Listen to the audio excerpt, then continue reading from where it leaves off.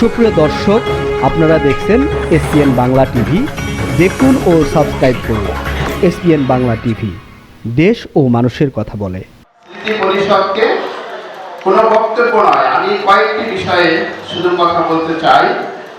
সর্বশেষ যে ম্যাডাম কথা বললেন, আমি এই সূত্র ধরে বলতে চাই, আমাদের উচিত শেরে বাংলা একে ফজলুল হকের জীবনে নিয়ে আরো বেশি লেখালেখি করা।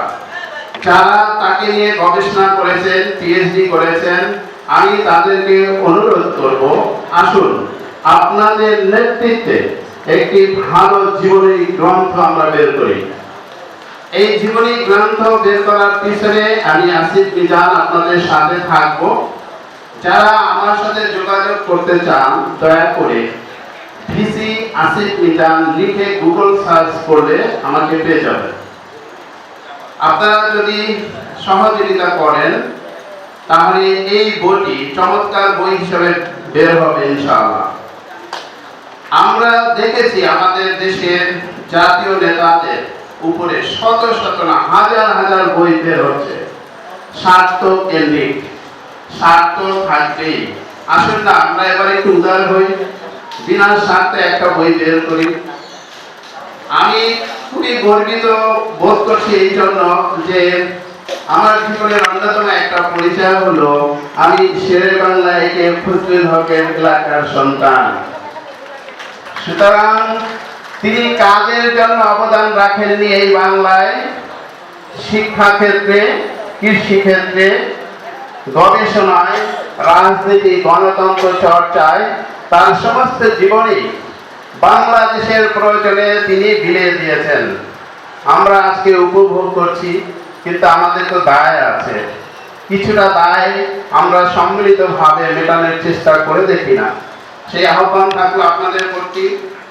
আজকে বাংলাদেশে আমরা এমন একটা সময় এখানে উপস্থিত হয়েছি, বিশ্বময় একটি যুদ্ধের দামামা চলছে। তা সত্ত্বেও বাংলাদেশে একটি গণতান্ত্রিক পরিবেশে এখানে আমি যখন প্রবেশ করেছিলাম, একজন বক্তা তিনি বক্তব্যে বলছিলেন, তিনি বিশিষ্ট রাজনীতিবিদদের নাম উচ্চারণ করেছিলেন। তার ভিতরে অন্যতম একটি নাম ছিল শেখ মুজিবুর রহমান। আমি শুনে খুশি হয়েছি।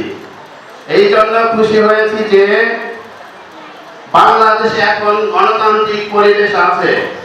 শহীদ রাষ্ট্রপতি জিয়াউর রহমানের দল আজকে রাষ্ট্র ক্ষমতায় থাকার কারণেই আপনি আমি নির্দ্বিধায় যে কোনো সম্মানিত ব্যক্তিকে সম্মান প্রদর্শন করার সাহস রাখি। আমি আরো খুশি হতাম যদি ওই বক্তা ধারাবাহিকভাবে শহীদ প্রেসিডেন্ট, স্বাধীনতার ঘোষক জিয়াউর রহমানের নামটি উচ্চারণ করতেন। আসুন না আমরা এই বাংলাদেশে এমন একটি পরিবেশ তৈরি করি, সমালোচনার দিক সবার আছে, কিন্তু আমাদের জাতীয় নেতৃবৃন্দ নিয়ে আমরা যেন সমালোচনার ঊর্ধ্বে উঠে তাদের যার যার প্রাপ্য তাদেরকে এই ঋণ আমরা শোধ করার চেষ্টা করি।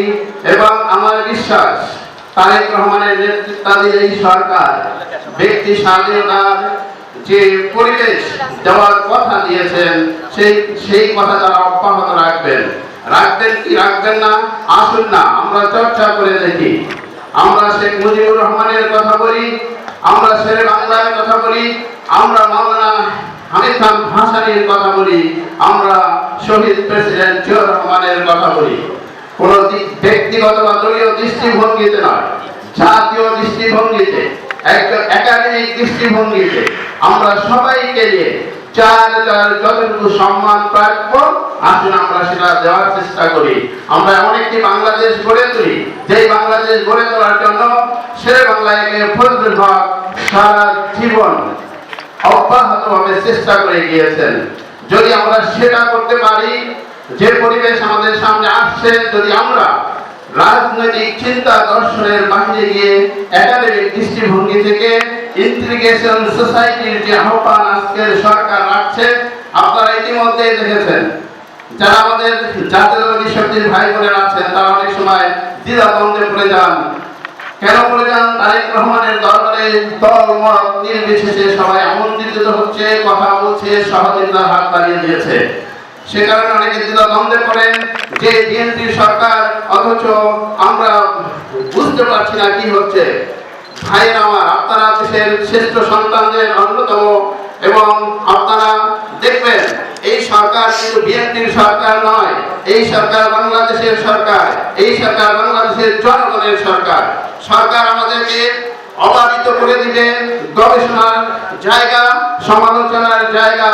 আজকে আপনি যদি তারেক রহমানকে ভাই বলে সম্বোধন করেন, আপনাকে ধিক্কার পেতে হবে না, কোন রকম অসন্তুষ্টিতে পড়তে হবে না।